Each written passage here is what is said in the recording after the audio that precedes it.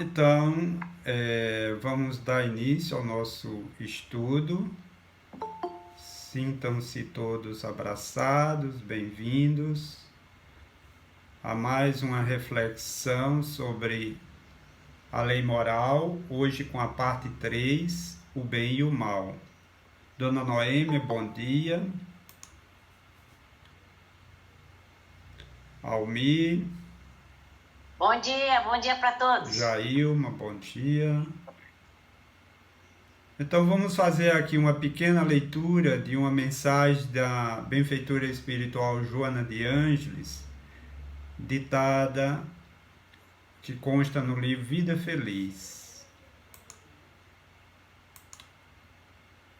pelas mãos abençoadas de Valdo Pereira Franco. Diz a benfeitora: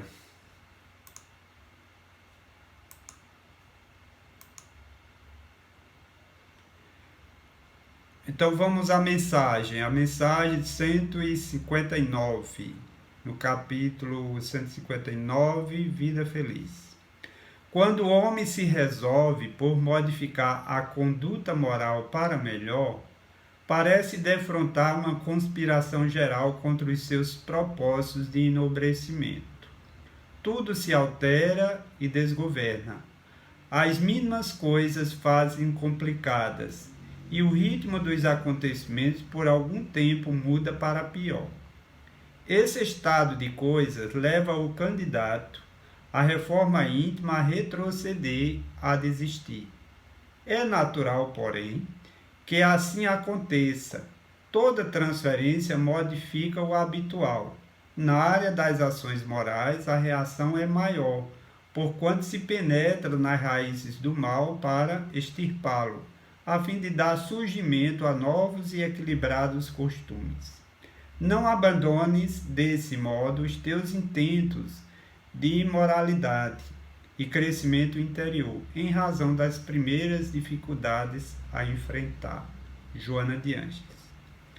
Então, com a leitura dessa mensagem, vamos à prece. Bom dia, Ricardo. Bom dia, Nadilma. Bom dia a todos. Então vamos à nossa prece. Bom dia a todos. Jesus, Mestre e Senhor, é com alegria que recebemos as tuas lições imorredoras, por ti reveladas na sua plenitude exemplificada, vivida, para que nós pudéssemos ter uma compreensão dos propósitos de Deus e das necessidades de nossa alma, buscando focar na vida futura do teu reino de luz, para o qual devemos caminhar, e que tua luz, Senhor, possa nos levar a todos a esse encontro com a paz, a este encontro com a espiritualidade maior, recebendo destes abnegados irmãos a inspiração necessária para uma melhor compreensão dessas reflexões que a doutrina espírita nos oferece,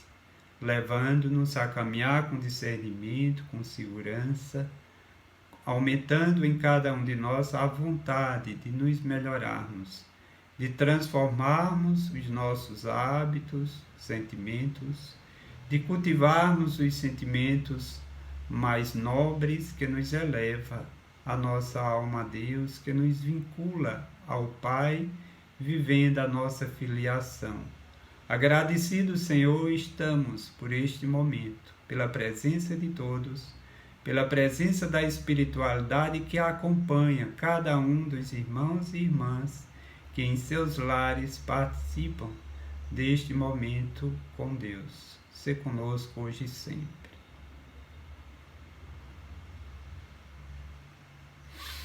Então, essa terceira parte, nós vamos hoje refletirmos sobre o bem e o mal.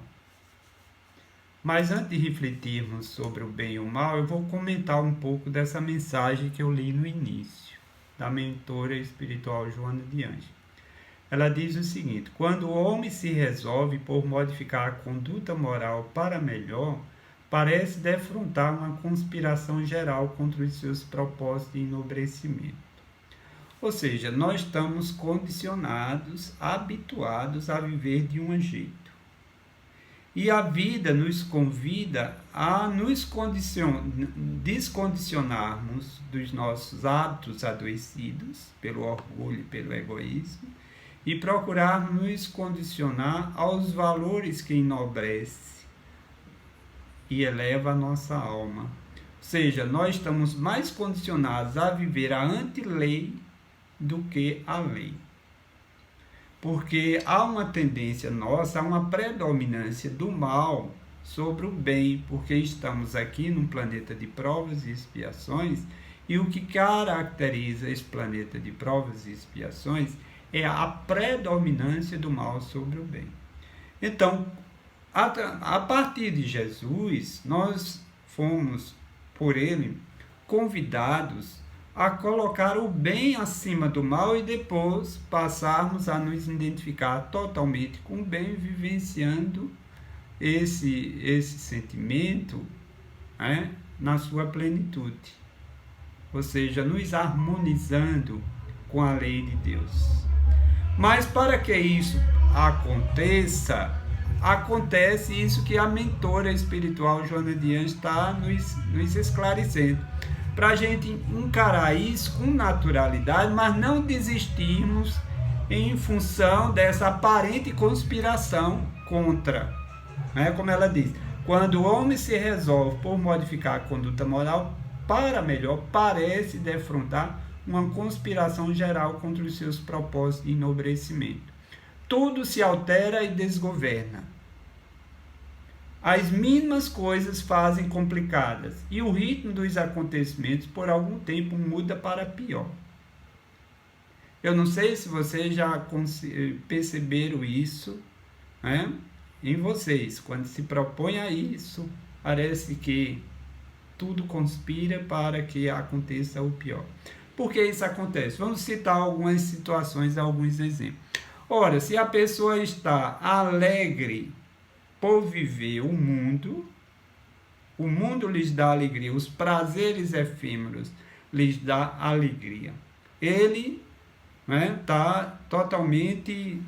Aí de uma hora para outra a consciência vai despertando e convidando para que ele possa eleger Jesus como mestre e caminhar com ele. Mas ele inicialmente vai conviver, ao fazer isso, para construir uma alegria verdadeira nas conquistas morais, ele vai conviver com a tristeza. Então, antes ele era alegre e passou a estar triste. Por exemplo, está claro isso?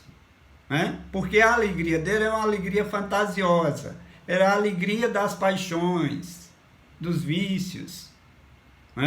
Então, ele passou agora a almejar algo melhor e ele vai conviver com essa tristeza. Os amigos de antes, das fantasias, das paixões, dos vícios, os amigos vão se afastando naturalmente.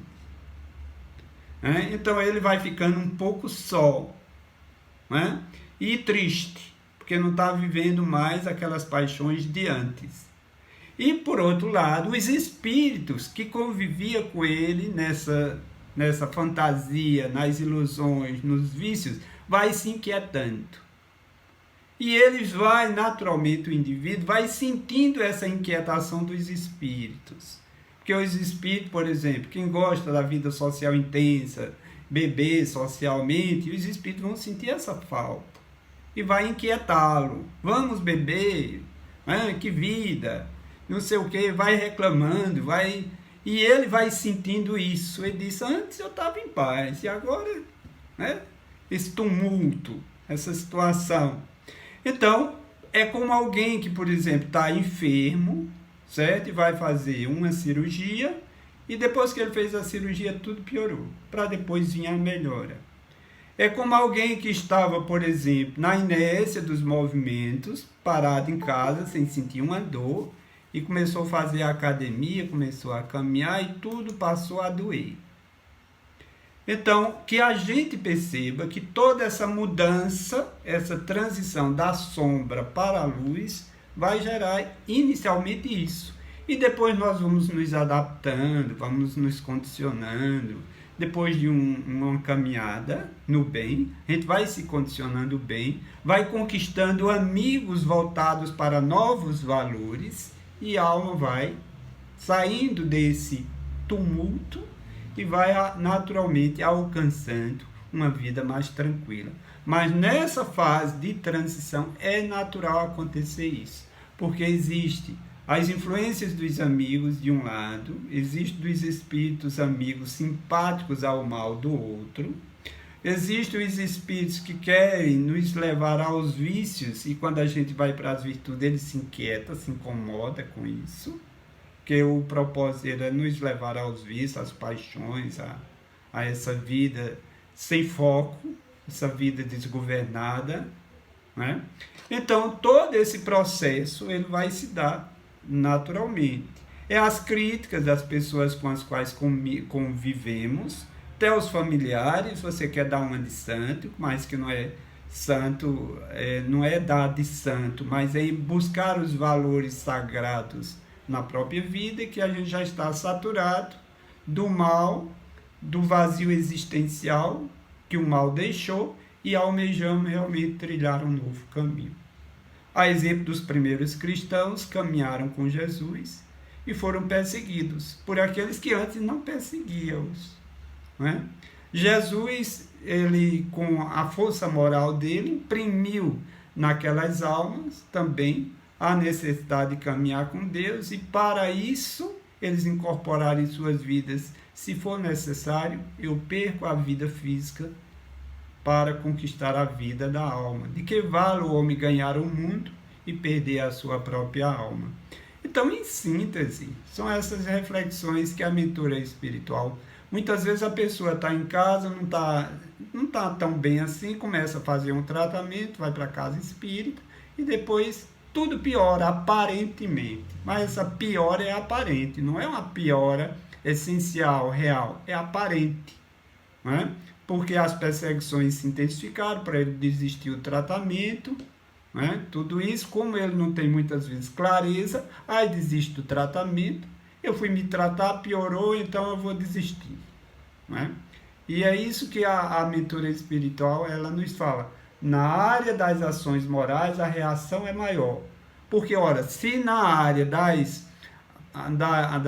do físico, a pessoa estava em casa, tranquila, depois foi fazer academia, foi fazer pilates, foi fazer isso, começou a sentir dores, ela está dizendo que na área moral é muito maior o efeito para que o indivíduo possa se adaptar com a luz, se condicionar à luz e viver essa luz para a qual Deus nos criou a todos. Está claro isso? Alguma pergunta? Sim, Toninho, está claro.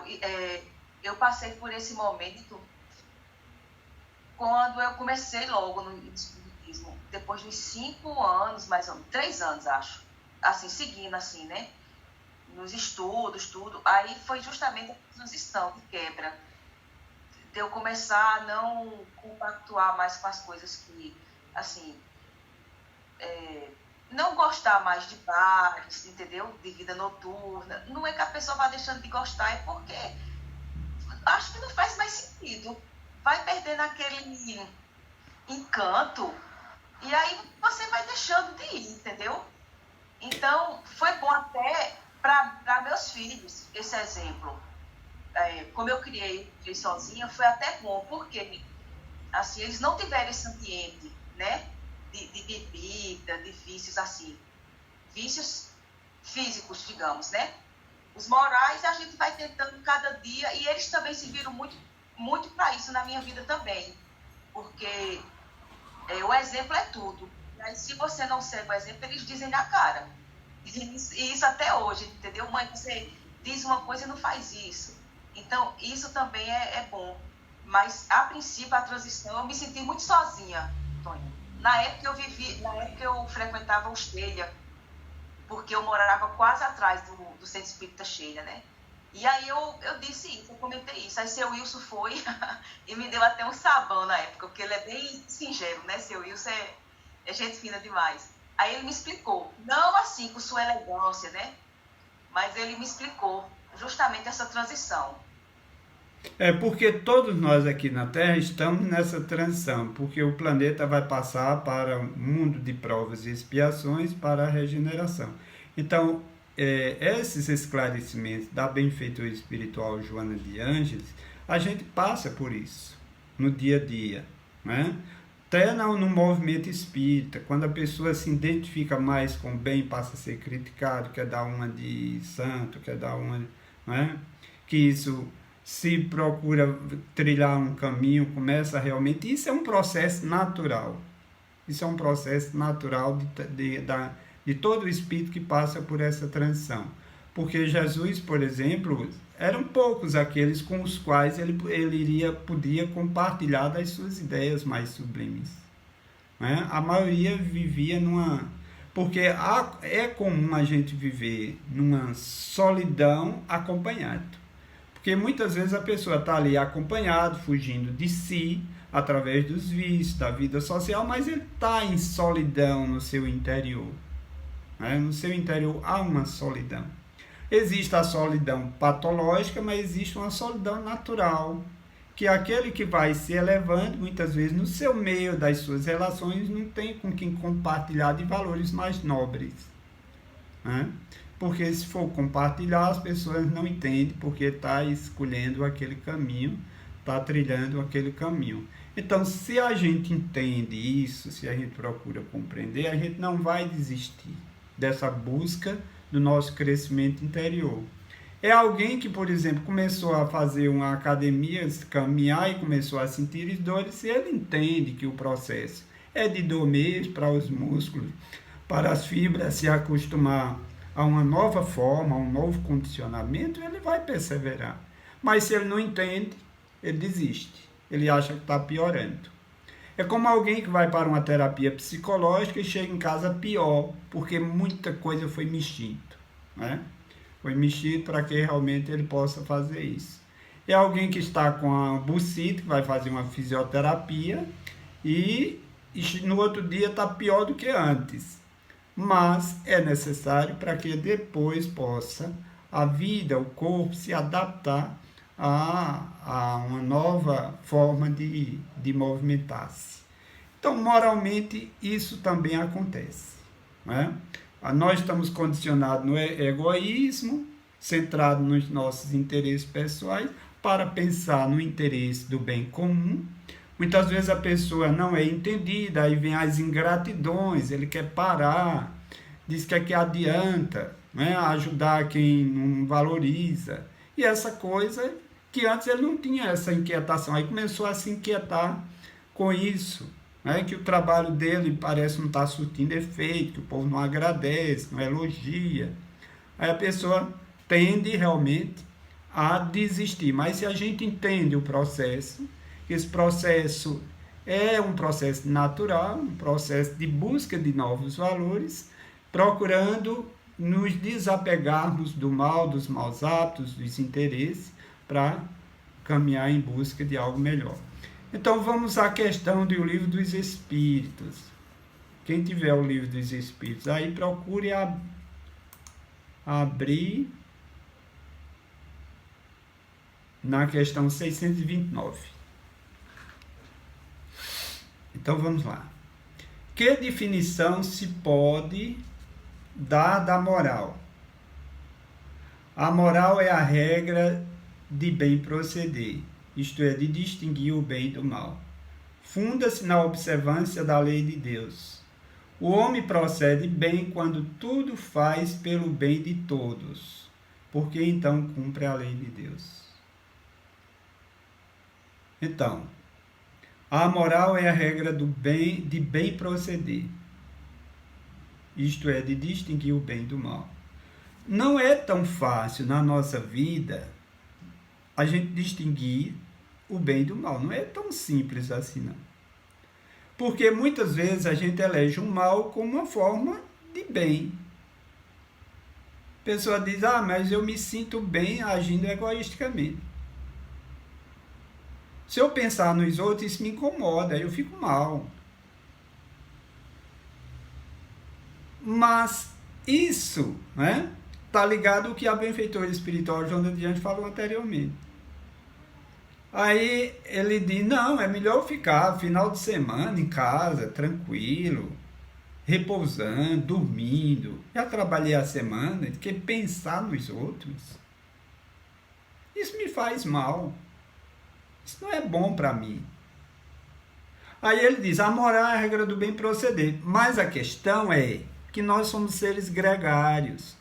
Deus nos criou para viver em grupo, viver em sociedade. O primeiro grupo é da família. Mas existe a família, que é o próximo, mais próximo, e existe a família universal, que nós estamos nos preparando para essa convivência com a família universal através daquela família constituída de alguns elementos, de dezenas de pessoas, algumas, né?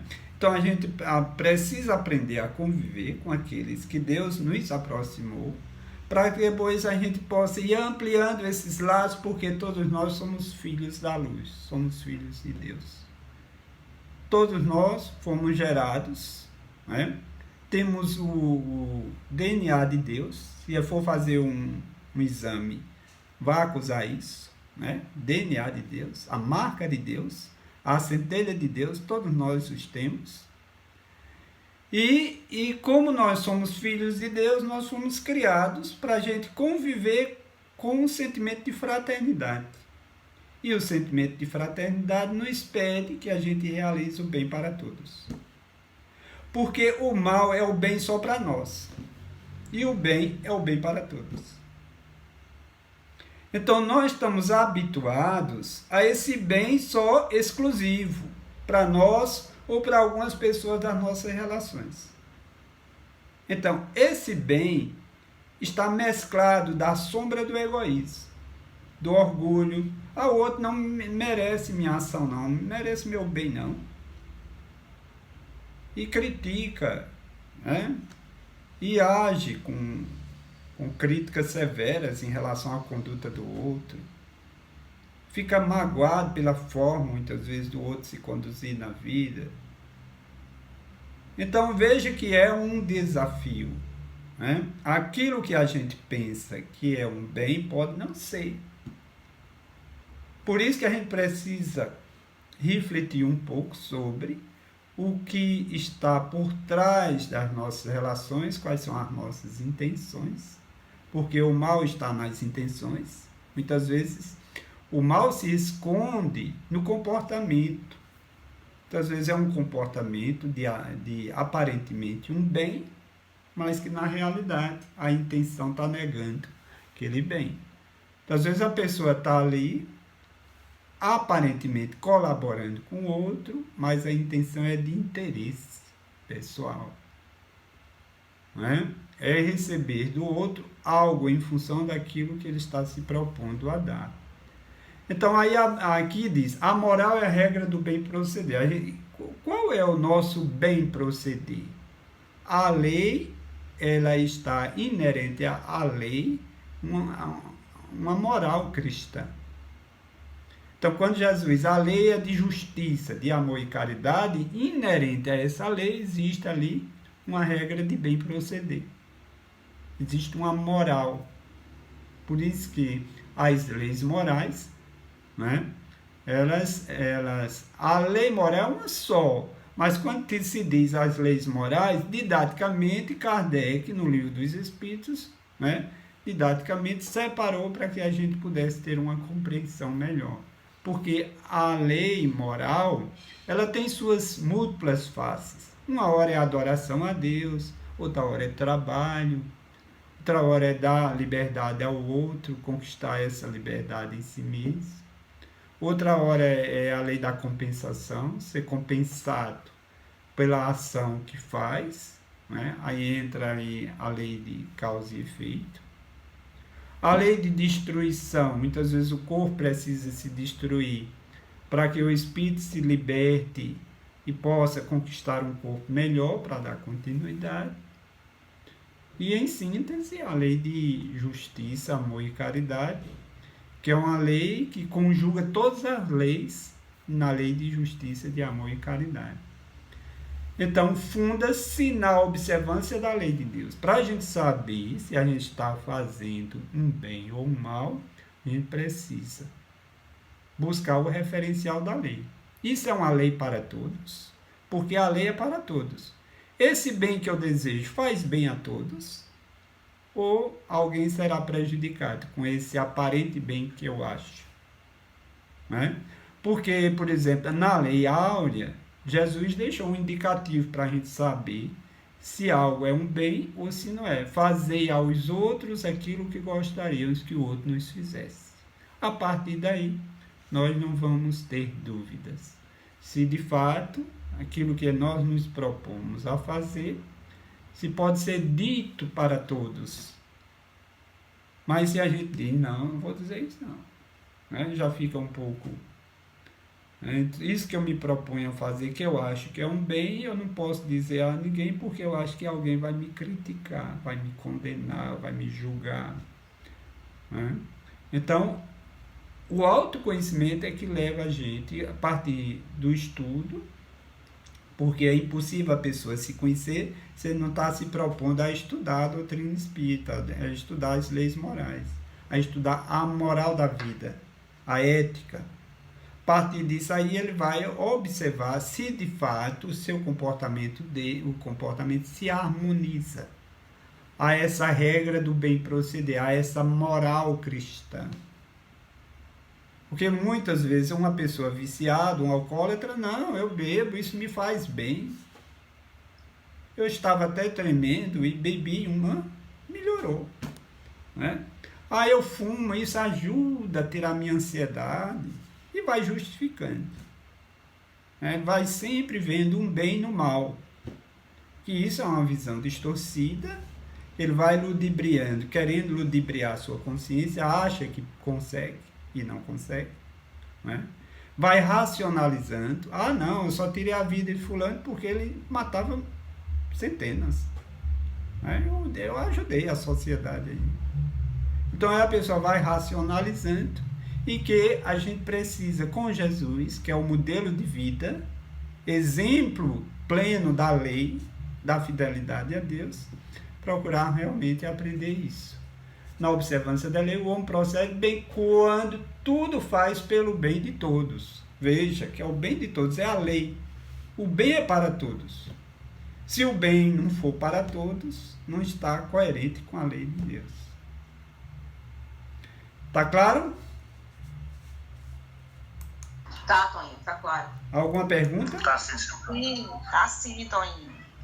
É porque tá tão claro que a gente não tem nem muito o que perguntar, porque esse ensinamento, ele é algo que, como o Roberta falou, que a gente é um treinamento, a gente se choca inicialmente porque a gente está fugindo a nossa zona de conforto. E que para colocar em prática não é trivial. E outra coisa que a gente tem uma tendência, ainda que não somos evoluídos para que pensamos na coletividade, a gente gera, pelo menos eu estou falando de mim, né? Por mais que queira ajudar a coletividade, ainda eu avalio se eu tenho alguma... Não sei, assim, existe alguma coisa boa que eu posso tirar daquilo, né? E não só uma coisa que seja de doação, porque no caso, como o senhor coloca, você tem que se entregar, se doar naquilo que você vai fazer e pensar se vai afetar uma outra pessoa ou não. Certo. Quer dizer que não é uma coisa tão trivial ainda. É porque a questão da doação, ela vai sendo uma conquista para o futuro. Porque muitas vezes a gente precisa fazer o bem que nos é possível, que ainda não é uma doação, mas já é um indício de uma ação no bem. Né? Porque muitas vezes a gente não consegue acordar esse sentimento de amor pelo outro. Mas a gente pode ser útil, como as profissões. A pessoa está ali trabalhando nas suas profissões e não está fazendo por interesse, ou seja, com um propósito de ajudar a outro, mas está sendo útil à vida em sociedade. Está trabalhando, está ajudando, está colaborando, está pintando uma casa, está fazendo uma instalação elétrica. Que isso são necessidades físicas que todos precisam do seu dia a dia e busca alguém que possa colaborar com isso, que ele não tem essa habilidade para tal. Então isso é útil. A caridade muitas vezes não é para todos, porque a caridade já é uma questão de vivência dos sentimentos, de estar interessado pelo crescimento do outro, de sair do seu egoísmo para pensar no outro. Isso é um processo gradativo. Porque se a pessoa passou centenas de anos nas regiões umbralinas e reencarnou, essa caridade não vai aparecer, lógico. Ele vai se colocando em atividade útil, né? Procurando realmente ser honesto ao trabalho que recebe, ser disciplinado, chegar pontualmente ao horário de trabalho e já começa o processo. Né? Porque o trabalho útil é o bem que você pode fazer ao outro, né? Pela profissão que você elegeu para a sua vida. E a caridade já é algo que, né? Às vezes a pessoa não está em condições, porque diz só não está em condições de fazer a caridade aqui na Terra quem se compraz no egoísmo absoluto. Mas aquele que já vai diminuindo a intensidade, egoísmo 90%, 10% já é uma ação de interesse ao outro, só 10%. Né? Durante o dia, 24 horas, 10% de 24 horas, né? 2 horas, olha, já é muita coisa, né? 2 horas pensando no outro. Né? Então, vamos botar 1%. Então, isso começa, aí depois a pessoa vai crescendo, no outro dia já bota 2%, 3%, daqui a pouco sente prazer em fazer o bem, né?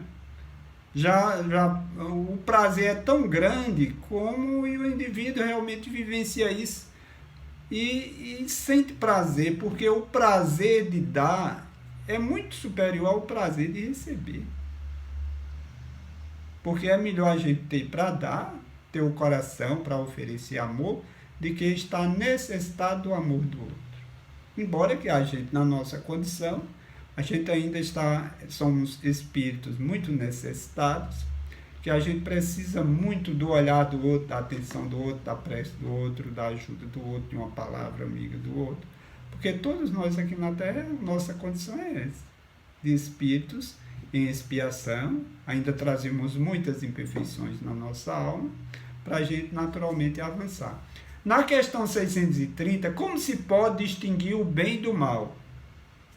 Esse bem do mal, o que é bem de fato real para mim? Certa feita, Raul Teixeira perguntou ao mentor espiritual dele, Camilo, como distinguir isso? Aí ele disse, se você faz algo para o outro, e você sente um bem-estar, uma paz interior, isso é um bem. Mas se você faz algo para o outro e você não sente isso, então isso é um mal. Então são alguns referenciais que a vida vai nos aproximando para a gente, de fato, saber distinguir isso em nós mesmos. Porque o bem e o mal tem momentos assim que eles se confundem, como o joio e o trigo. Por isso que na parábola do joio e do trigo, Jesus nos chamou a atenção. E muitas vezes não podemos separar, né, um do outro. Só lá, numa caminhada que vai se separando naturalmente. Porque há um misto, há uma interação entre o bem e o mal, sombra e luz. Né? Que nós não temos condições de separar, por exemplo, o egoísmo. Ele não consegue separar para viver o altruísmo. Ou seja, a partir de hoje eu vou separar esses dois sentimentos, egoísmo e altruísmo. Ele não tem condições porque ele é muito inseguro e ele se segura no egoísmo.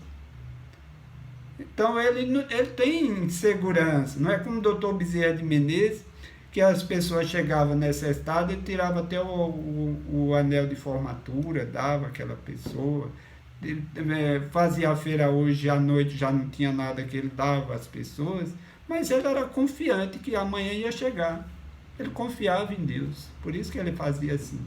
Mas muitos de nós não confiamos em Deus. Aí a gente se prende àquela pequena coisa, não dá nada, porque acha que vai faltar amanhã. Não é? Então, um processo de confiança em Deus, de confiança em si.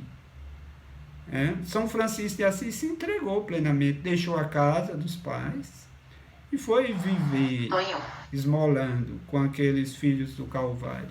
Diga. Voltando uma fala que você falou, né?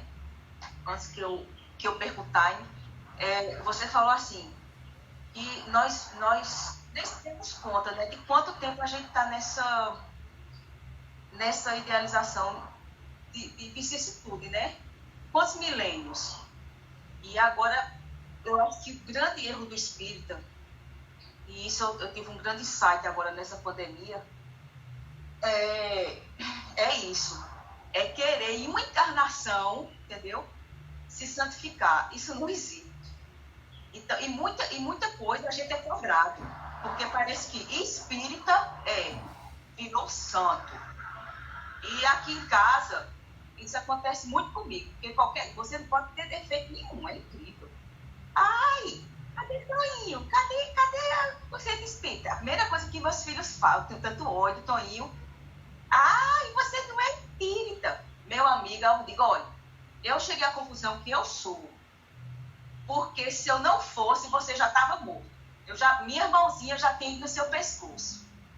Então, assim, não, porque eu sei que eu sou, entendeu? Ira, eu passei 10 vezes na fila da Ira. E as criaturas que vieram para eu criar, bate tudo assim na ferida, né? Aí eles dizem isso. Cadê Toinho? Eles dizem o mesmo ponto, sabe? Cadê Toinho? Cadê o ensinamento de Toinho? Aí eu digo, tá indo, porque eu não matei nenhum. Então, assim, o grande defeito nosso é querer se santificar. Se a gente tiver a noção que, é como você falou, um pouquinho a cada dia, quando chegar no final do ano, você já vai ter uma grande quantidade de progresso. É como o tratamento de floral de Bach, que eu estou fazendo, né? É gotinhas. Então, você não vai querer que um dia, uma semana, um mês, aquilo ali vá fazer um tratamento de anos que você já está no malefício. Então, quando o espírita desencarnado chega no plano espiritual, ele vai levar um baque, né? Por causa disso. Porque vai pensar que porque eu ajudei, porque eu dei sopa, porque eu fazia parte de um grupo de estudo, ele já está galgando um lugarzinho ali. Eu acho que não é bem isso. Eu acho que essa sua fala serviu de aprendizado e que sirva para a gente, sabe, Toinho? Durante a semana, cada um de nós do grupo ver essa sua fala e colocar no nosso dia a dia. É isso que eu estou fazendo com esse grupo de estudo. Então vamos dar continuidade. É uma reflexão, né, que a gente precisa se tornar pessoas reflexivas diariamente.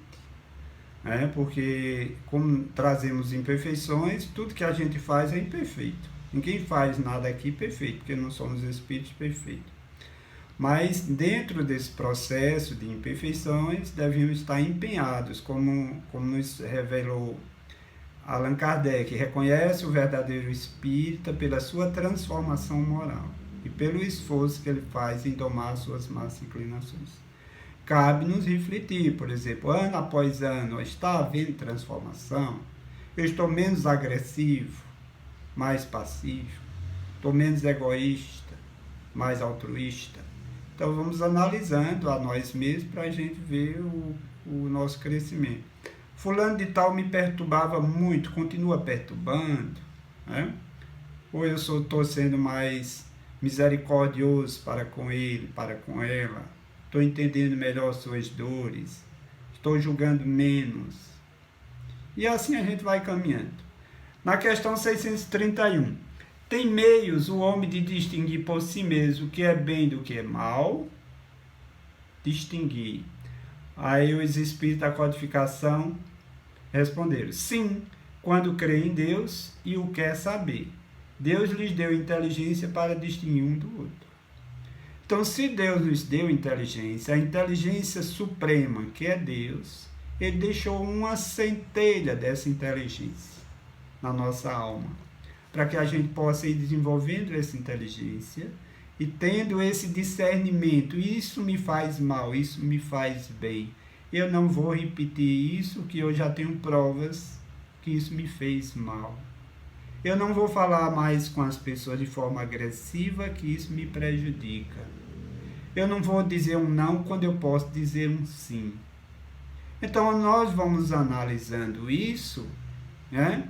E vamos tendo esse discernimento e procurando realmente perceber o bem que, de fato, real, que nos faz bem, do mal, que aparentemente a gente pode achar que é um bem, mas que nos faz mal. A gente vai saber, de fato, observando. Aí por isso que a gente precisa marcar esse encontro conosco mesmo diariamente, pelo menos meia hora, 15 minutos, para refletir como foi meu dia, o que eu fiz, o que eu deixei de fazer, o que eu poderia ter feito e não fiz, né? As consequências da minha forma de ter se conduzido daquela forma, se a minha alma traz algum peso por eu ter deixado de fazer um bem que eu poderia ter feito, tinha tempo, tinha condição, tinha recurso, porque eu não fiz.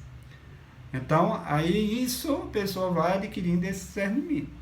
E para isso a gente precisa marcar esse encontro conosco, com o guia, porque ali a gente vai recebendo dele as inspirações, ele vai acordando alguns sentimentos, vai estimulando-nos a avançar.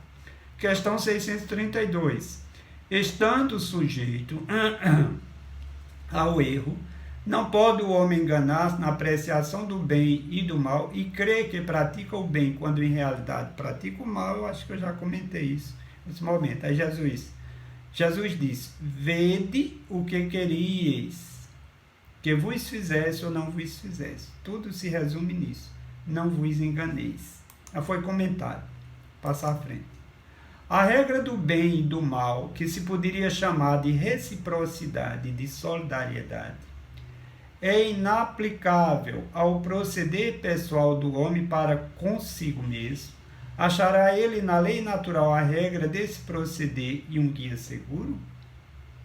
Então, como a lei está na consciência, está impresso na natureza essencial do nosso ser, ela tem uma repercussão na nossa vida. Porque existem as leis físicas, existe a lei do corpo e existem as leis da alma, mas elas se entrelaçam. Porque quando a gente se liga ao corpo, quando o corpo é atingido, atinge a alma. Quando a alma é atingida, quando o espírito é atingido, atinge o corpo. Mas que a gente entenda que existem as leis físicas, que regulam a vida física, e existem as leis morais que assessoram o corpo, que dão ao corpo também as condições necessárias à vida. Porque existem determinadas pessoas que atendem às leis físicas, se alimenta, repousa, não é? Procura realmente ir ao médico, procura analisar, mas fica a desejar as leis morais.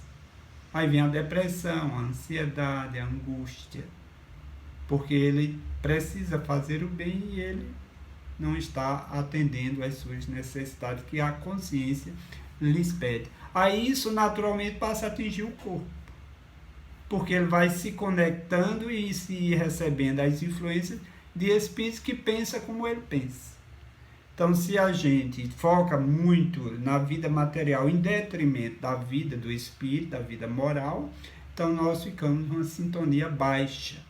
E os espíritos ficam roubando as nossas energias, porque eles ficam conectados a nós como parasita. Tem muitos espíritos que se desconectam de Deus e se nutrem das energias humanas, da energia animal, de modo geral. Então, aí aqui ele diz o seguinte: porque há uma solidariedade, o mal é solidário com outro mal, do mesmo jeito que o bem é solidário com outro bem. Há uma reciprocidade, né, entre o mal com o mal e o bem com o bem. Mas ele diz: quando comeis em excesso, verificais que isso vos faz mal. Ora, o alimento não é um bem para o corpo? Mas se excedermos, né? Se vivermos só para comer, se comermos de 15 em 15 minutos, né? Condicionado, e muitas vezes uma influência ali para a pessoa viver comendo, em função da ansiedade, em função de um vazio existencial, aí quer compensar se excedendo na alimentação. Pois bem, é Deus quem vos dá a medida daquilo de que necessitais. Então, Deus dá a medida.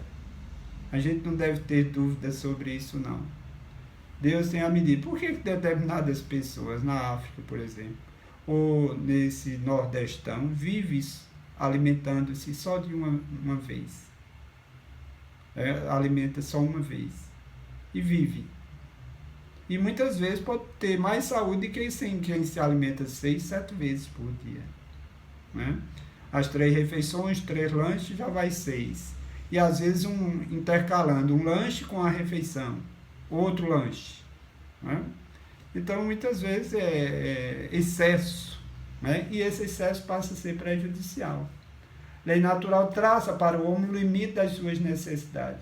Se ele ultrapassa esse limite, é punido pelo sofrimento. Se atendesse sempre à voz que lhes diz basta, evitaria a maior parte dos males, cuja culpa lança a natureza. Então, esse excesso, a gente precisa saber, será se eu não estou me excedendo, comendo demais, muitas calorias, e movimentando pouco? Porque quem come demais se movimenta pouco, muitas vezes isso acontece também. Está muito parado, tem muito tempo para comer. Né? Então, o tempo para o trabalho é muito curto, porque ele perde muito tempo com outras coisas. Porque quando a pessoa foca no trabalho, se ele também se excede nesse trabalho, esquece de se alimentar. Há essa tendência também. Então nós precisamos ter cuidado, porque o corpo tem suas leis.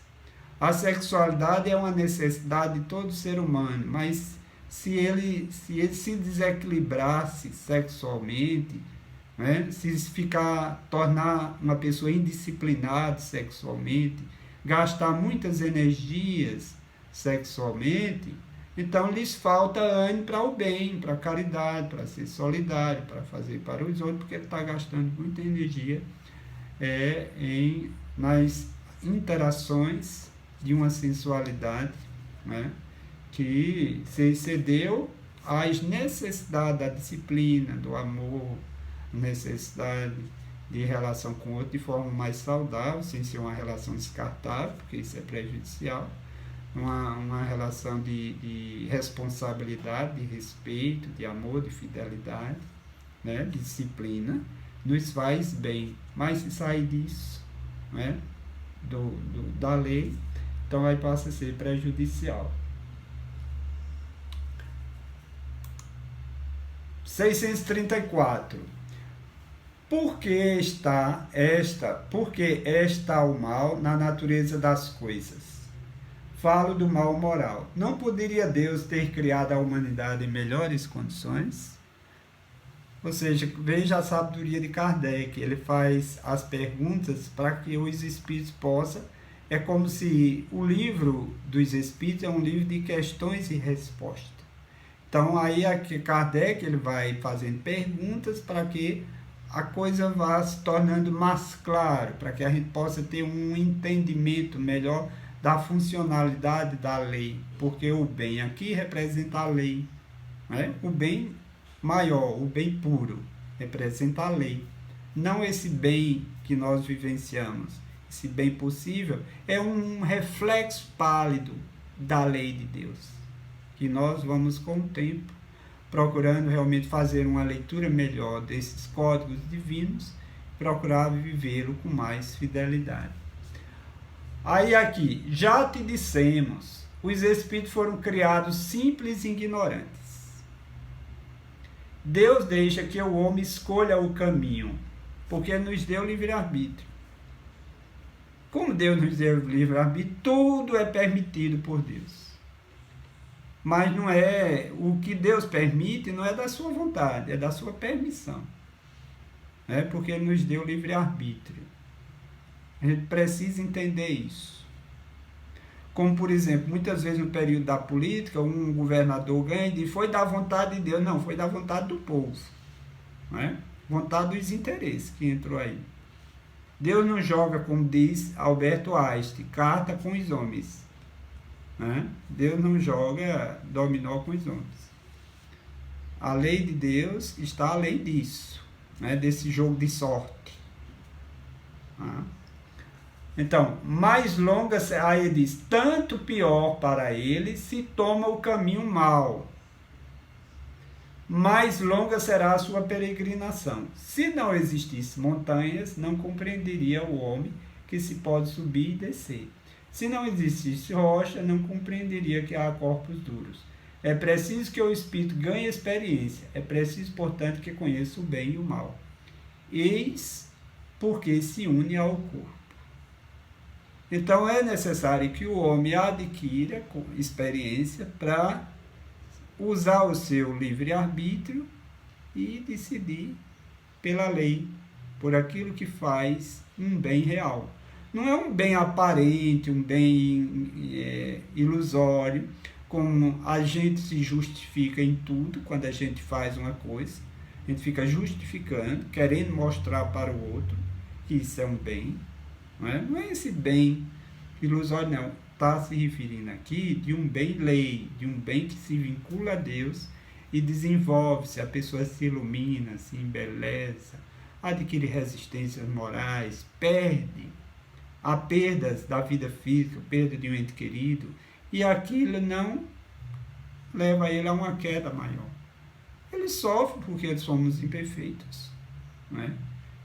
Mas à medida que nós vamos adquirindo resistências morais, a gente vai convivendo com mais naturalidade com essas situações de perda. Como Jesus, né, passou pelo seu Calvário para nos ensinar a passar pelo nosso. Como os apóstolos foram perseguidos em função deles terem elegido, né, o bem como meta essencial para as suas vidas.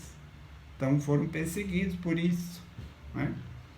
Hoje a gente analisa, mas meu Deus, como é que a pessoa é perseguida, é morto como exemplo de Jesus, porque veio revelar o divino, revelar a felicidade completa, como se caminha em busca disso, mas em função da ignorância, né, da infantilidade, do homem focar na vida material e tirar todo do caminho que leva ele a dar um valor que está além da matéria.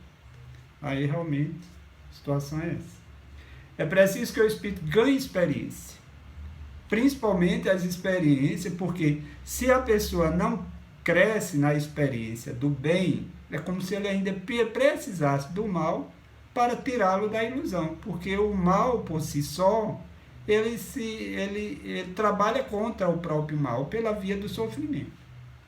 Então, se a pessoa pratica o mal e sofre as consequências disso, o próprio sofrimento está inibindo o mal dele.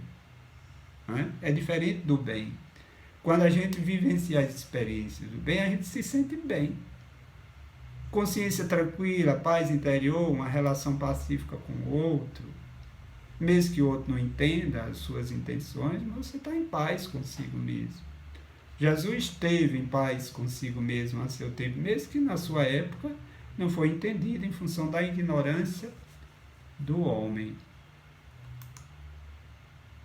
Então, na questão, quando a gente fala aqui que Deus nos criou, que os espíritos foram criados simples e ignorantes, na questão 115, Kardec pergunta os espíritos da codificação, os espíritos superiores. Dos espíritos, uns terão sido criados bons e outros maus. Aí Kardec, os espíritos da codificação responderam: Deus criou todos os espíritos simples e ignorantes. Isto é, sem saber. A cada um deu determinada missão com o fim de esclarecê-los e de os fazer chegar progressivamente à perfeição pelo conhecimento da verdade, para aproximá-los de si. Nesta perfeição é que eles encontram a pura e eterna felicidade. Passando pelas provas que Deus lhes impõe, é que os espíritos adquirem aquele conhecimento. Uns aceitam submissos essas provas, chegam mais depressa a meta que lhes foi assinalada. Outros só a suportam murmurando, e pela falta em que desse modo incorrem, permanecem afastados da perfeição e da prometida felicidade.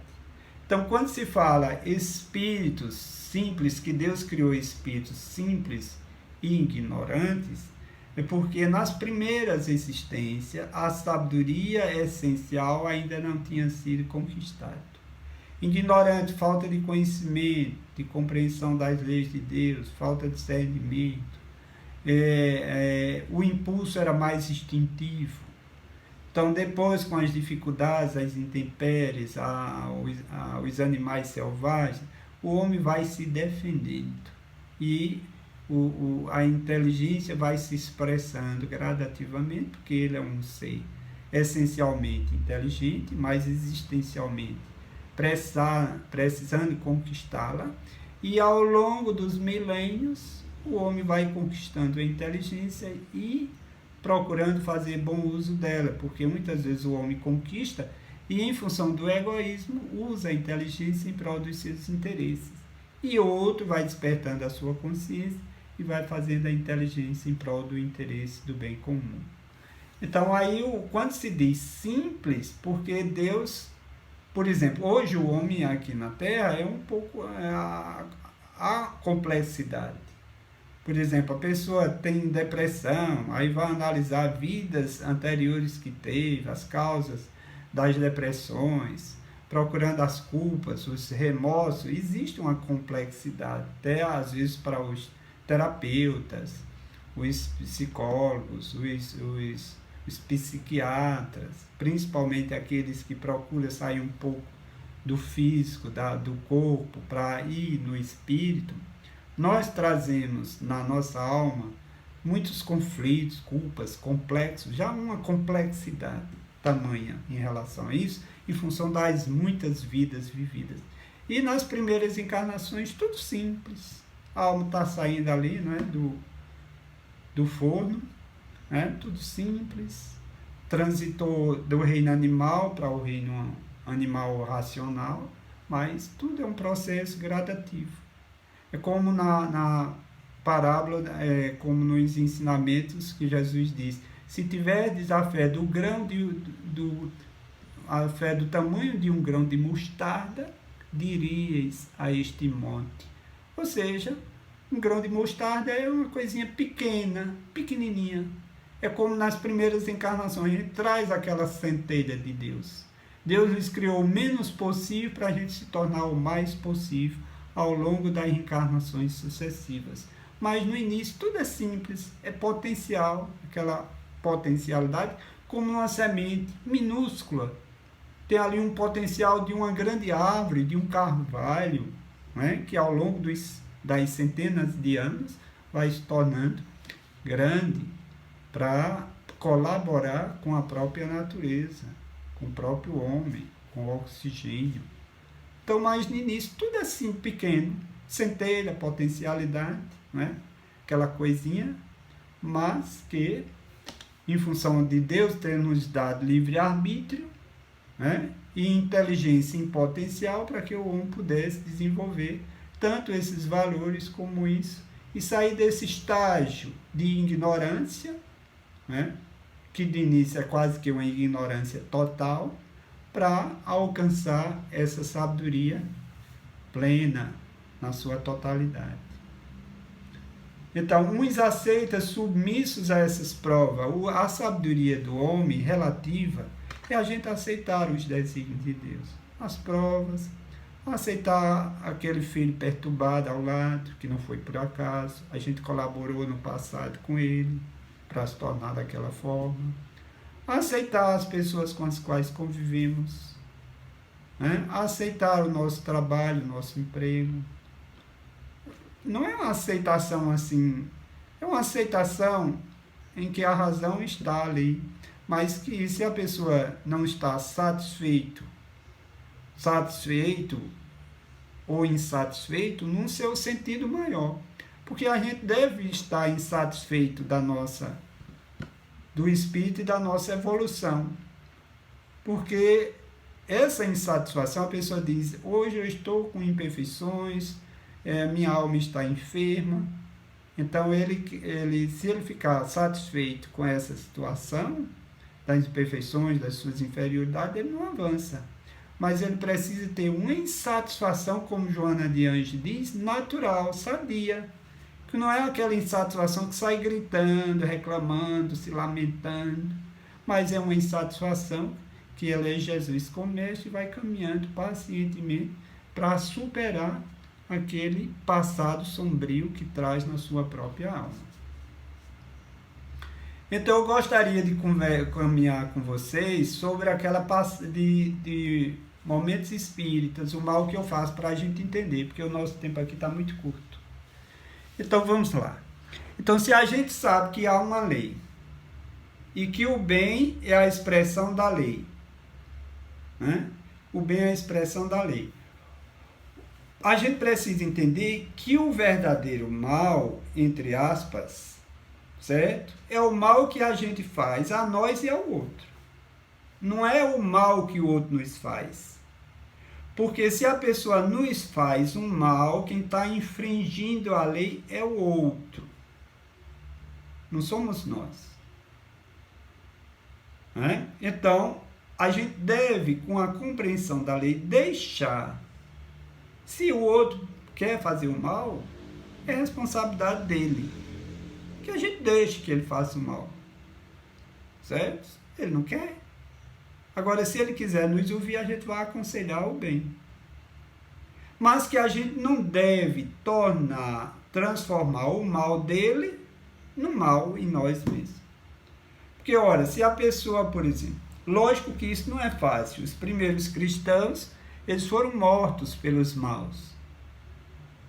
Mas para eles se livrar, os primeiros cristãos, do mal externo, como foi que eles agiram?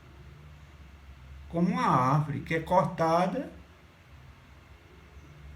e ali fica recebendo os raios do sol, tirando os nutrientes da terra e se doando e oferecendo. Aí surge ali os brotinhos, depois começa a crescer e vai no futuro se tornando uma árvore.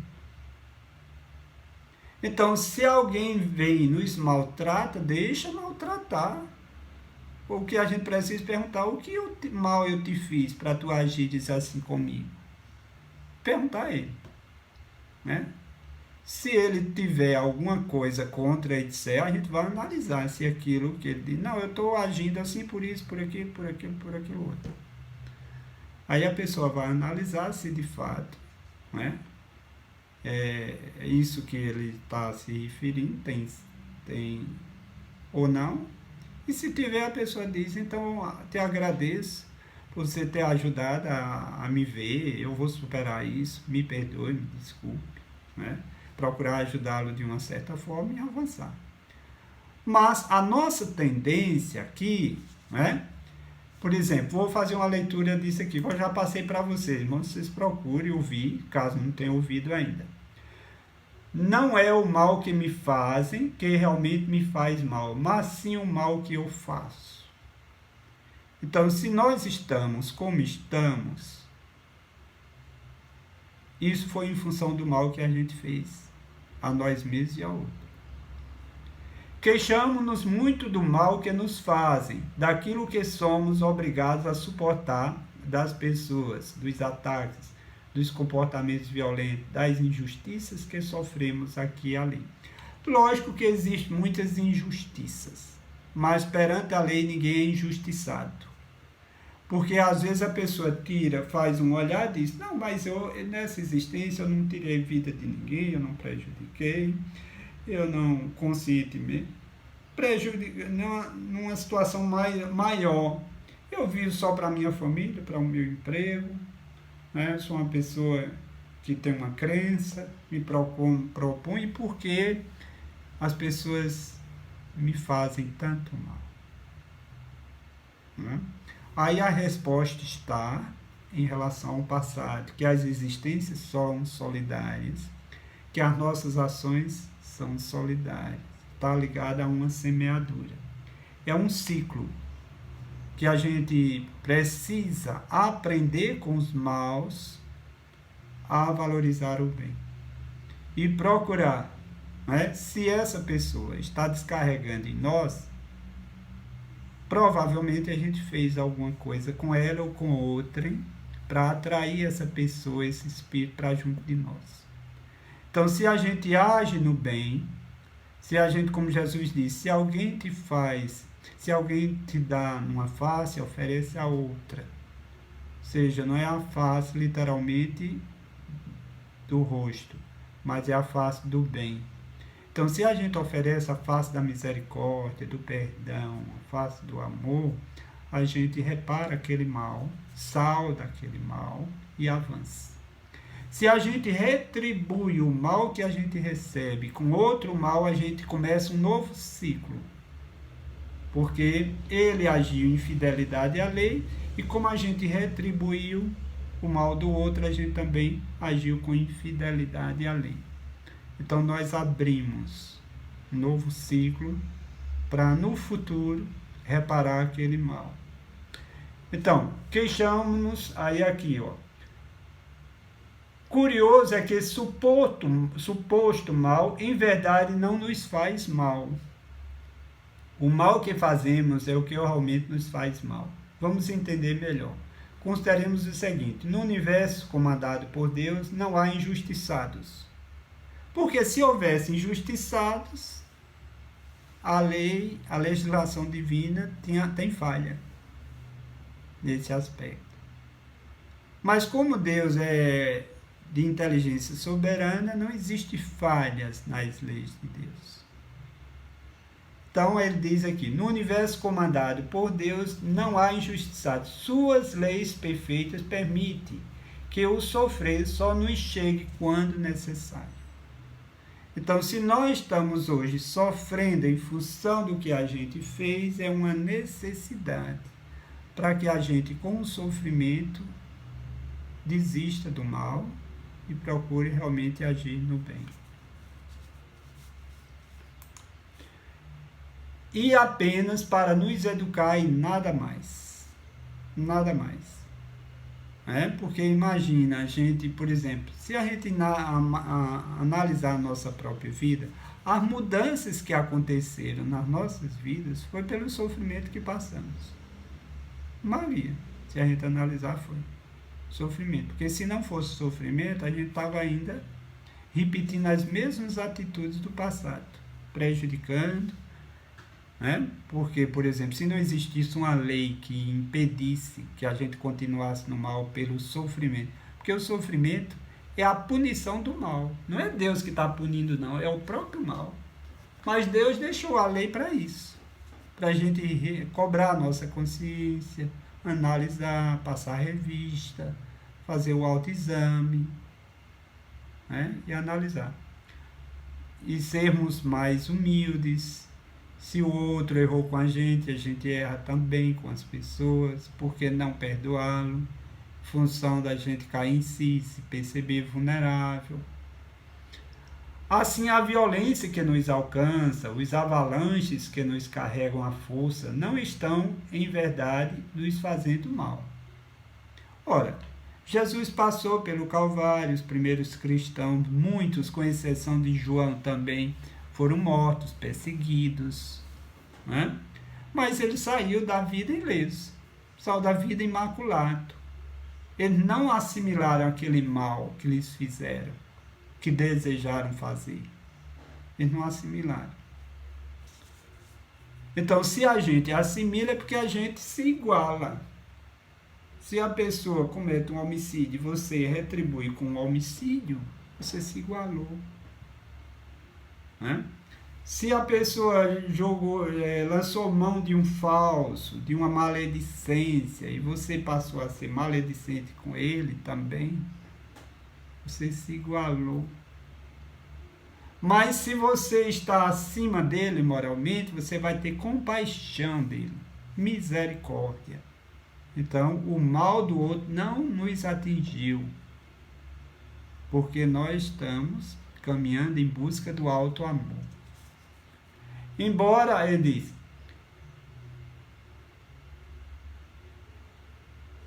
então, elas são corrigendas da vida, são provas e expiações, desafios e reparos, ali anteriormente desrespeitadas.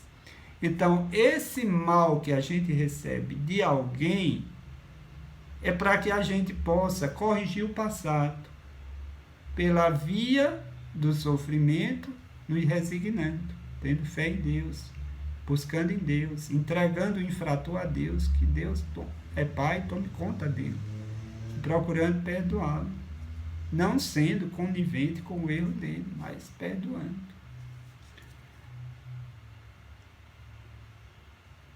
Em muitos casos, estão nos libertando de um mal que causamos em algum momento. E o mal que deliberadamente causamos a alguém ou a nós mesmos. Esse sim nos faz mal. Então, o único mal que nos faz mal é o que causamos a nós mesmos deliberadamente e ao outro. Somos nós infringindo as leis, somos nós trazendo para a vida aflições desnecessárias. Porque quando a gente prejudica alguém, a gente traz essa aflição que poderia ter sido evitada. Nesse caso, somos os infratores, somos nós que estamos adquirindo compromissos perante a lei. Porque a gente poderia ter compromisso perante a lei só no sentido de amar, perdoar, ser compaixante. Mas quando a gente erra, aí vem uma expiação e a gente se comprometeu para o reparo, para o resgate, para ajudar a outrem também. Esse que cometeu um homicídio, que muitas vezes a pessoa retribuiu com mal, futuramente está mais próximo de nós, ou como um filho, ou como um genro, como uma nora, ou como alguém das nossas relações, para de tal forma a gente poder colaborar com ele.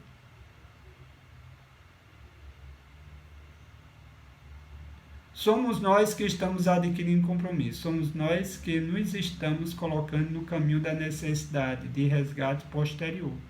Percebamos a diferença. No primeiro caso, estamos nos libertando do erro.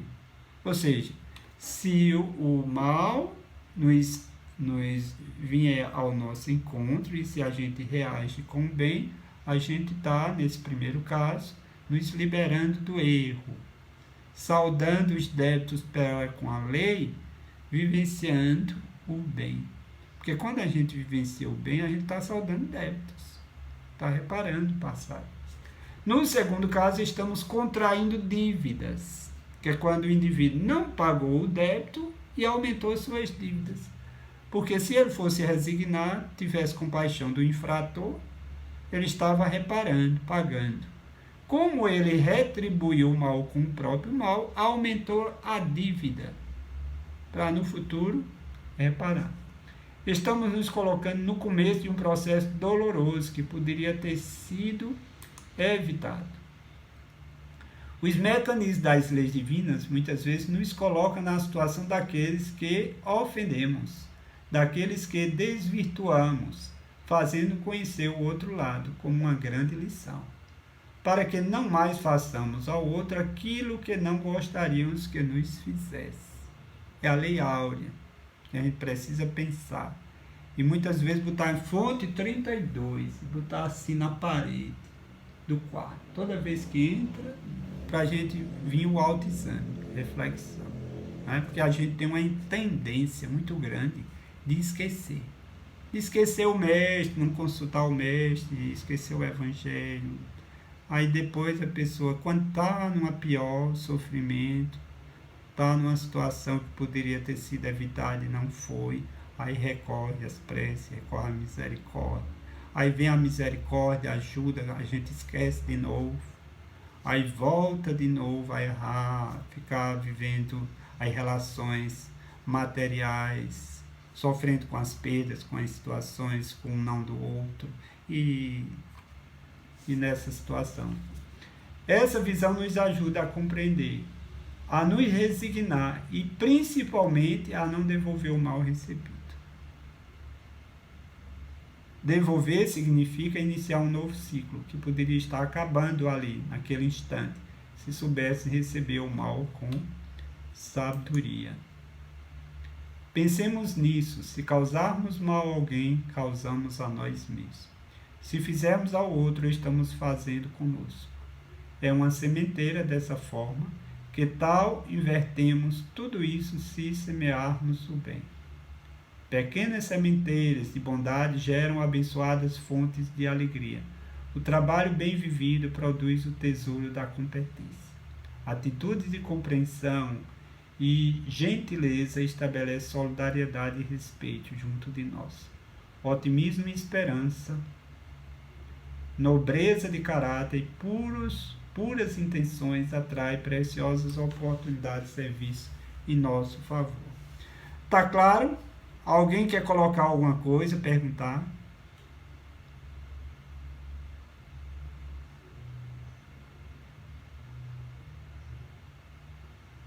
Não, Toninho, está muito claro. Uma explicação muito boa.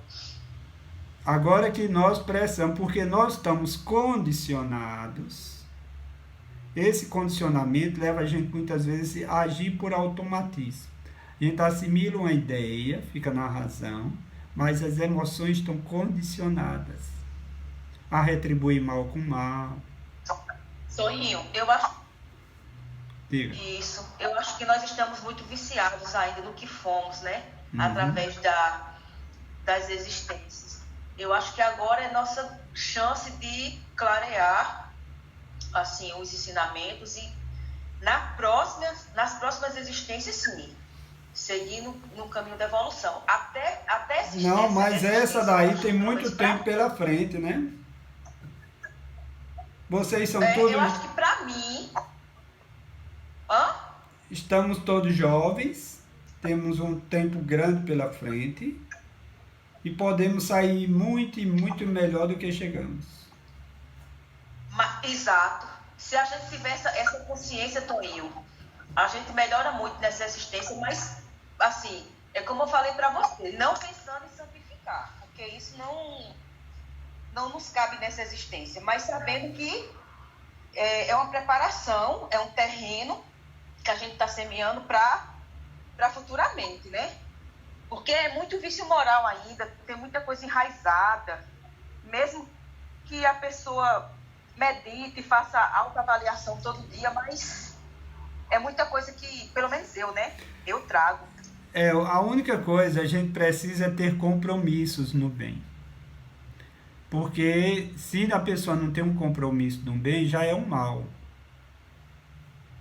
Certo? Porque não está se comprometendo com ações no bem, com pelo trabalho menos e ajuda. Ter essa noção de querer mudar, né, Toninho? Porque não há transformação sem exercício de caridade, de amor ao próximo, de amor a si. Então começa com isso, começa com a família, com os filhos, orando com eles, aconselhando, mas exemplificando, porque não existe aconselhamento que eles observam e dizem, não serve nem para a senhora, nem para você, certo? Nem para o papai. Como é que vai servir para mim? Porque se servisse para vocês, vocês exemplificavam. Aí já passa um sabão, né? Aí justamente a gente precisa, porque o verdadeiro ensino é o exemplo. Jesus falou pouco, mas exemplificou de forma que saiu arrastando muitos que se identificavam com ele. Então não existe ensino sem exemplificar. E cada apóstolo depois seguiu a vida de Jesus, não foi isso? Uhum. Se você analisar, cada apóstolo, depois de Pentecostes, né, que Jesus apareceu, cada um tomou seu rumo, mas através dos ensinamentos de Jesus. Eles seguiram, né, e deixaram pelo ensinamento de Jesus. Ele nunca disse nada como a gente fazer, nem como a gente agir. Ele era um ser humano simples, e deixava o exemplo dele. Quem quisesse seguir, nunca forçou nada a ninguém, nem os apóstolos. Verdade. Alguém mais, além de Roberta, queira colocar alguma coisa?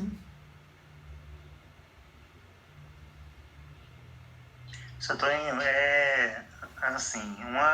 o que eu queria colocar é que os estudos de autodescobrimento de Joana de Ângeles, ele veio muito para complementar o Evangelho segundo o Espiritismo, porque antes eu pensava que, assim, cometia algum mal e ficava com aquele remorso alimentando, porque eu tinha já o hábito de refletir no final do dia.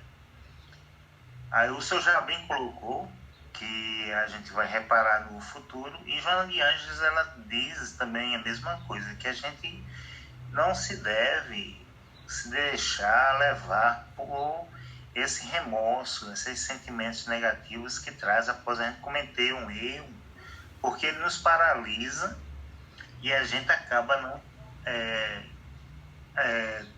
acaba de não nos permitir de nos elevarmos mais, por conta que a gente se deixa ficar apegado àquele sentimento negativo. E ela coloca, né, que a gente cometeu aquele erro negativo, mas que a gente tem o direito de sofrer, temos, mas que a gente não deve ficar naquilo, porque futuramente a gente vai ter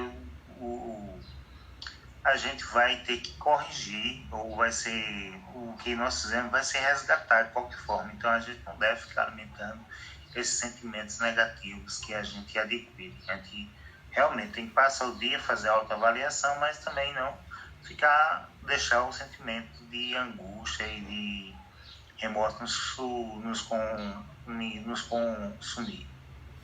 Porque essa questão é que para a gente pensar no bem e se desapegando no mal, a gente precisa investir nas leituras, porque não existe mudança sem estratégia, sem disciplina. Investir nas leituras, quanto tempo eu estou dando para refletir, para ler, pensar sobre as nossas ações, fazermos prece pedindo forças a Deus para no dia posterior não repetir as mesmas ações, procurar ter compromissos com o bem, começando com a família. Então tudo isso, e procurarmos sentir a alegria pela vida, porque muitas vezes a gente traz uma tristeza de falhas, de débitos de amor que contraímos. Mas procurar, hoje é uma nova existência, sentir alegria com as possibilidades, as oportunidades que a vida nos oferece, com aqueles que estão conosco caminhando. Procurando, como Joana de Ângeles diz, que o homem inteligente procura tirar o bem que o outro nos tem, o que o outro tem a nos dar. Porque há uma tendência nossa de tirar o mal do outro, com críticas, diminuindo, chamando egoísta, principalmente em casa, vocês são uma preguiçosa, não tem coragem de nada, a gente fica tirando o mal que o outro já tem. Sabe? Mas se a gente estimula, motiva, você tem, faça isso, meu filho, você tem condições, gratos pelo que você fez, muito bem, e elogiando, bem que a coisa não saiu tão bem feita, mas vai estimulando com elogio, a gente está tirando o bem que o outro tem. Então, e a gente está usufruindo desse bem. Do mesmo jeito, um espírito está magoado em relação ao passado, se a gente ora por ele, se a gente não culpa ele dos sofrimentos que a gente passa hoje, a gente está tirando o bem que o outro tem também. Se a gente prosseguir dessa forma, orando por ele, pedindo a Deus por ele, para que a gente possa se reconciliar como irmãos em Deus, isso com o tempo vai surtir um efeito. Mas se a pessoa chega e senta, eu estou assim, o espírito está me perseguindo, ele não me deixa em paz, e ele de lado não sabe o que foi que aconteceu no passado, miséria, foi que tu fizeste comigo. Então isso a gente tem que caminhar na lei, eleger Jesus como o caminho do amor, o caminho do perdão, porque a gente só vamos conquistar virtudes caminhando nelas. A gente só aprende a amar amando, exercitando o amor que nos é possível a cada dia, e esse amor vai se desenvolvendo. A gente vai se alfabetizando como aluno, que vai à escola para se alfabetizar, está ali recebendo da professora paciência, calma, que os guias têm muita calma, têm muita paciência conosco. Se ele não tiver, já tinha abandonado há muito tempo. Então eles têm muita paciência. Aqueles que amam têm paciência, porque a paciência também é uma expressão de amor. Aqueles que amam têm calma. Então a calma vai sendo construída, porque é tudo construção, a gente não tem nenhuma virtude completa.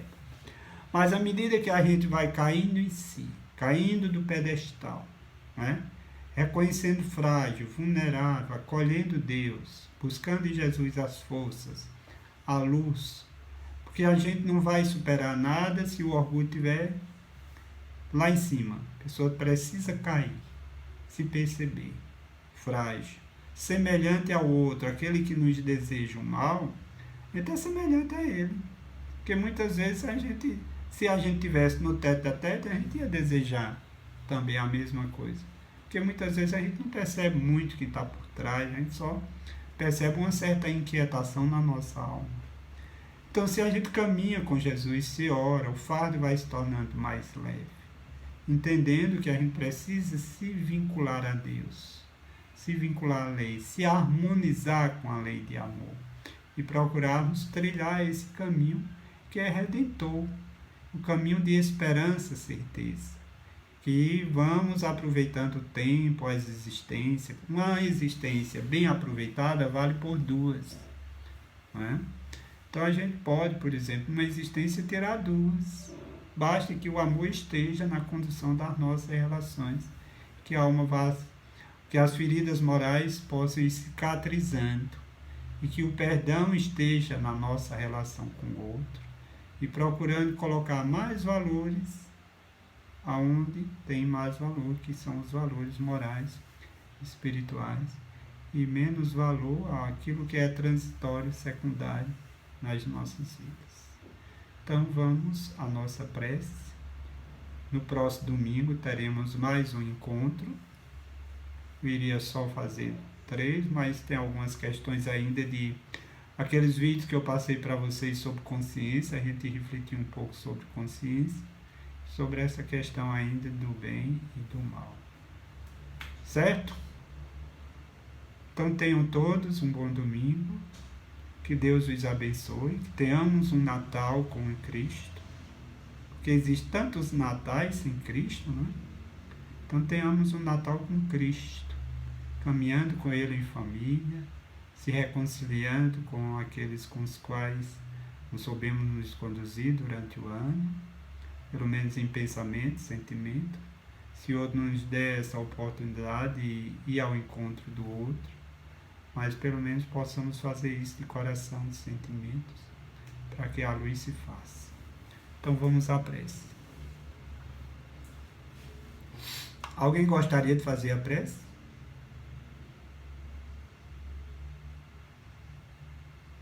Então vamos lá.